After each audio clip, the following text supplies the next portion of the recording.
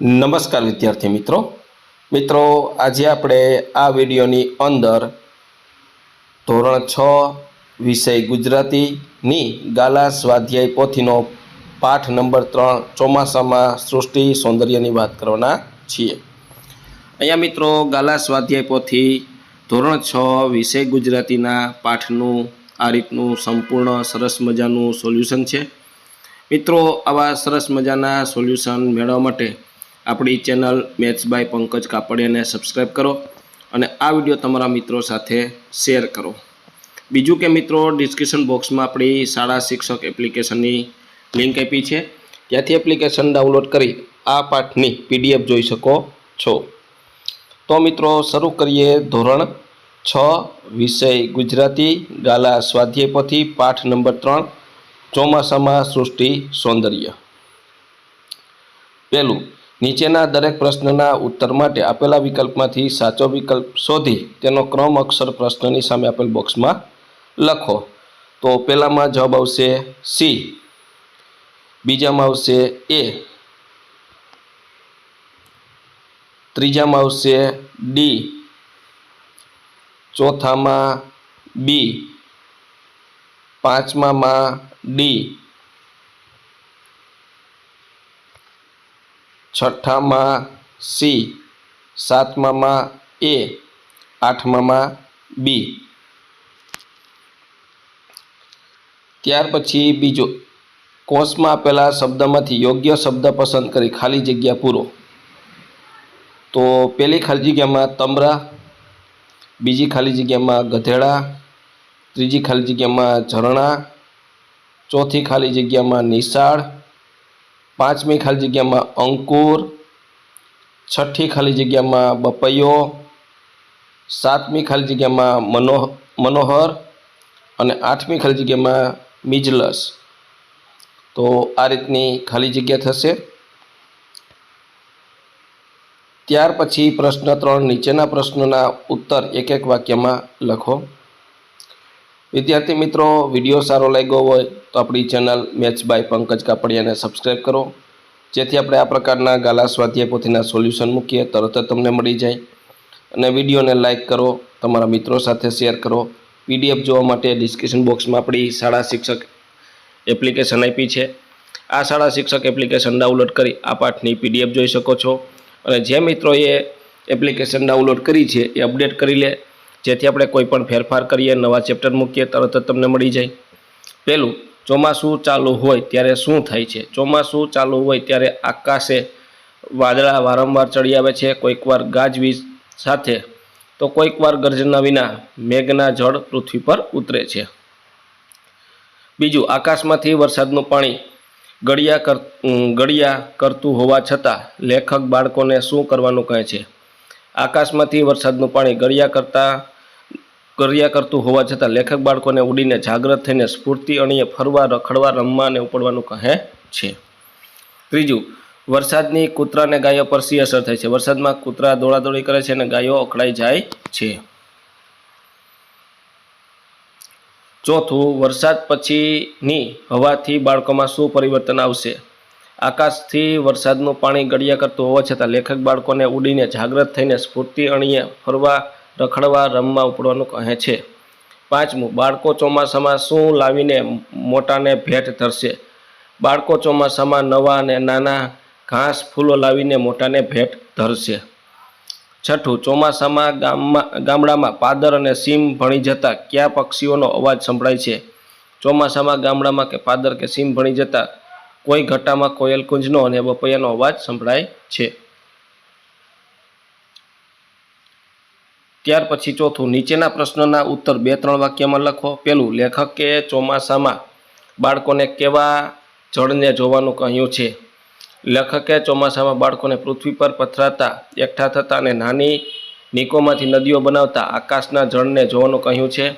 આ ઉપરાંત આ જળે રચેલા નાના તળાવો, ભૂસીરો, સમુદ્રધનીઓ, બેટ, દ્વિકલ્પો જોવાનું કહ્યું છે। બીજું, શક્કરખોરો પક્ષીને કેવી રીતે ઓળખી શકાય? થોર, રણ કે કોઈ પણ ફળ, ઝાડ કે વેલ પાસે ઉડતું અને ફૂલોમાંથી મધ ચૂસતું જોવા મળે છે તે પક્ષી શક્કરખોરો છે। તેની છાતી પીળી અને પીળી છાતી વચ્ચે કાળો લાંબો પટ્ટો હોય છે. ત્યાર પછી ત્રીજું, વરસાદ પછી ખેતરમાં શું શું જોવા મળે છે? વરસાદ પછી ખેતરમાં વાવણી કરતો ખેડૂત, ખેતરમાં ઉગી ગયેલી જુવારની હારો, ગીત ગાતા ગાડાવાળા, ઝાડની ઓથે ઊભી રહેલા બે પાવાનો એક સાથે લહેરથી વગાડતા તે સીમ ગુંજવાવી લહેરી જુવાનીઓ જોવા મળે છે. ત્યાર પછી આપેલા એક એક શબ્દ સમૂહ વાંચો અને તેને લાગુ પડતા વિભાગમાં લખી ઉદાહરણ મુજબ છેકતા જાઓ. તો અહીંયા તમને આપ્યા છે વારંવાર, જળ, મધ ચૂસવું, આવા શબ્દ છે એ આપણે અહીંયા લખવાના છે. ચોમાસાને લગતા જળ, ગર્જના, પૂર, મેઘ, ઇન્દ્રધનુષ્ય અને મેઘધનુષ્ય. ચોમાસામાં જીવો, ડેડકા, કાનખજૂરો, વીછી, ફૂદડા, પાખાવાળા, મકોડા. જાગ્યા કે વસ્તુની વિશેષતા, લીલું, તીણું, આમ તેમ, આજુબાજુ, સહજ, ધોળું, કાળું, સરસર, ઝાંઝરિયું, તળિયું, તપકીરિયું, મોટું, નાનું, લીમડો, ચોખ્ખું, આખું, હમણાં, જાડું, પીપર, ઊંચું નીચું, રંગબેરંગી. નદીને લગતા, જળ, પૂર, રેતી, કાંકરા, માછલા, વહેતું, છીપલા, શંખલા, ભેખડો, કાંઠો ને તાણું. પક્ષીને લગતા, શક્કરખોરો, મોર, પીછા, કાગડો, માળો. ક્રિયા વિશેષણ, વારંવાર, મધ ચૂસવું, નાચવું, વહેવું, કરડવું, નીતર્યું.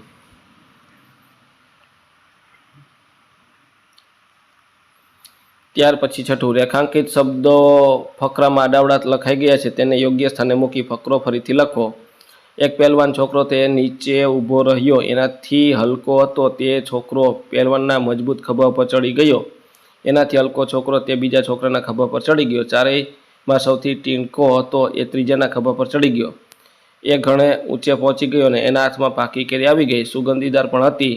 ટીણકો તો ત્રીજા છોકરાના ખભે ઊભો ખભા ઉપર જ કેરી ખાવા માંડ્યો. ત્યાર પછી કોષમાં આપેલા શબ્દોમાંથી યોગ્ય શબ્દ પસંદ કરી ખાલી જગ્યા પૂરવાની છે. સાતમું છે, પહેલી ખાલી જગ્યામાં ઝડપથી, બીજી ખાલી જગ્યામાં સાચવીને, ત્રીજી ખાલી જગ્યામાં ઘસી ઘસીને, ચોથી ખાલી જગ્યામાં મોટેથી, પાંચમી ખાલી જગ્યામાં ધરાઈને, છઠ્ઠી ખાલી જગ્યામાં ઓછું મોટેથી, સાતમી ખાલી જગ્યામાં ગુસ્સે થઈને, શાંતિથી, આઠમી ખાલી જગ્યામાં રમતા રમતા ને રડતા રડતા.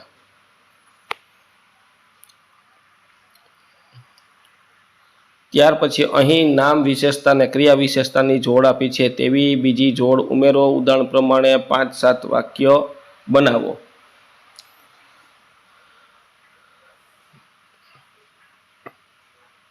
હવે આમાં ભાષણ તો લાંબુ, આ રીતની વિશેષતા. ટેબલ તો લંબચોરસ, મોબાઈલ તો નવો, દાળ તીખી, છોકરી હોશિયાર, ચા ઠંડી. આ રીતનું પાણી થોડું, કૂતરો કાળિયો, શાક ફીકું, છોકરો ઊંચો, કેરી પાકી, દૂધ ઠંડુ. એવી રીતના ચાલવું, ધીમે, હાલવું, આમ તેમ, ધ્રુજવું, થરથર, મરવું, ટપોટપ, બોલવું, ખોખારીને આવવું, હળવે હળવે. તો આ રીતના વિશેષણ છે. ત્યાર પછી આ વિશેષણનો ઉપયોગ કરીને આપણે અહીંયા વાક્ય બનાવવાના છે. આ રીતના 10 વાક્ય છે. પહેલું, મને થોડું પાણી આપો. બીજું, હિના ધીમે ધીમે ચાલતી હતી. આ રીતના 10 વાક્યો છે. મિત્રો, વિડીયો સારો લાગ્યો તો આપણી ચેનલ મેથ્સ બાય પંકજ કાપડિયાને જરૂરથી સબસ્ક્રાઈબ કરો, જેથી આપણે આ પ્રકારના સોલ્યુશન મૂકીએ તરત જ તમને મળી જાય. અને આ વિડીયો લાઈક કરો, તમારા મિત્રો સાથે શેર કરો, જેથી એ પણ સોલ્યુશન મેળવી શકે. બીજું કે મિત્રો, આપણી યુટ્યુબ ચેનલ પર ધોરણ 6ના ગાલા સ્વાધ્યાય પોથીના અને પાઠ્યપુસ્તકના સોલ્યુશન મૂકેલા છે, જે તમને મારી યુટ્યુબ ચેનલના પ્લેલિસ્ટમાંથી મળી જશે. અને PDF જોવા માટે ડિસ્ક્રિપ્શન બોક્સમાં આપણી શાળા શિક્ષકની એપ્લિકેશનની લિંક આપી છે. તો શાળા શિક્ષક એપ્લિકેશન ડાઉનલોડ કરી અને PDF જોઈ શકો છો. જે મિત્રોએ એપ્લિકેશન ડાઉનલોડ કરેલી છે એને અપડેટ કરી લેવી. ત્યાર પછી 9મું, કૌંસમાં આપેલા શબ્દોનો ઉપયોગ કરી ખાલી જગ્યા પૂરો. એમાં પહેલી ખાલી જગ્યામાં નિયમિત, બીજીમાં અવારનવાર, ત્રીજીમાં કોઈક વાર, ચોથીમાં થોડી વાર, પાંચમીમાં વારે ઘડીએ,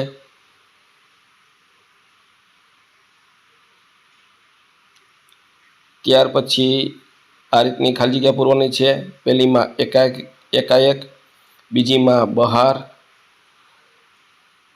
ત્રીજીમાં અંદર, ચોથીમાં કેમ, પાંચમીમાં હમણાં,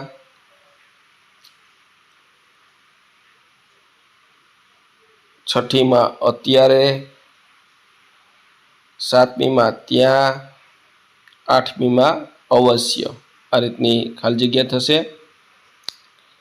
ત્યાર પછી 10મું કોષમાંથી શબ્દ પસંદ કરી સરખામણી કરો. તો અહીંયા દૂધ, થાળી, દૂધ, લાડવા, જેવો ચાંદો, બરાબર. તો આંખ, ચકોર, લખોટી અને મોતી જેવી. નીંદર, કૂતરા, કાગડા, બિલાડીના બચ્ચા જેવી. બાળક, ઢીંગલા, ચાંદા, ગુલાબ જેવું. મોઢું, રાવણ, કુંભકર્ણ, રાક્ષસ. રૂમાલ, તો મસોતું, નેપકિન, ગાભા. એના જેવા આપણે શબ્દ છે. ત્યાર પછી આ રીતનું જોડણી સુધારીને લખવાનું છે. ગાજવીજ, ગર્જના, સ્વર, ઝીણા, સ્ફૂર્તિ, ભૂશીર, ક્ષિતિજ, નિર્દોષ, સામુદ્ર, ધુની. આ રીતના.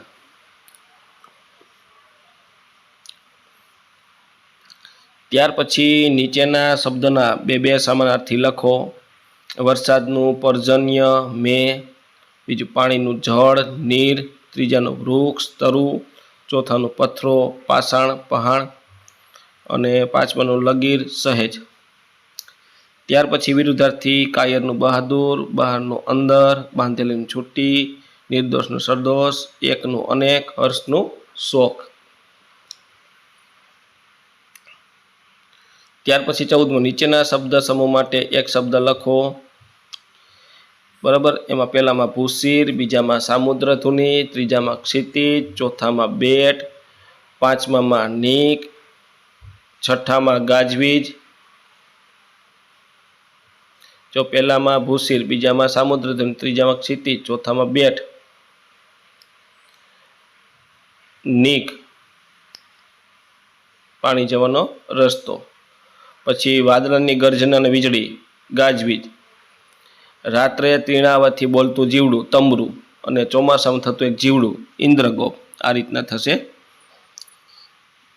ત્યાર પછી વર્ણ સામ્ય શબ્દ ધરાવતાનો અર્થ આપીને વાક્ય પ્રયોગ. તો આ રીતનો વાક્ય પ્રયોગ કરવાનો છે. 4 માસનું વર્ષા ઋતુ ચોમાસામાં થતું. ચોમાસું 4 માસનું ગણાય છે. અષાઢ, શ્રાવણ, ભાદરવો, આસો. ચોમાસું પાક આ વર્ષે સારો થાય. પછી હાર એટલે પરાજય. ઓળ, પંક્તિ. કબડ્ડીમાં અમારી ટીમની સખત હાર થઈ. સારસ પંખી પાણીમાં હાર બંધ તરતા હતા. ત્યાર પછી આ રીતની પ્રવૃત્તિ આપી છે. એમાં આપણે કોષ્ટકમાંથી આવા શબ્દ પસંદ કરે છે.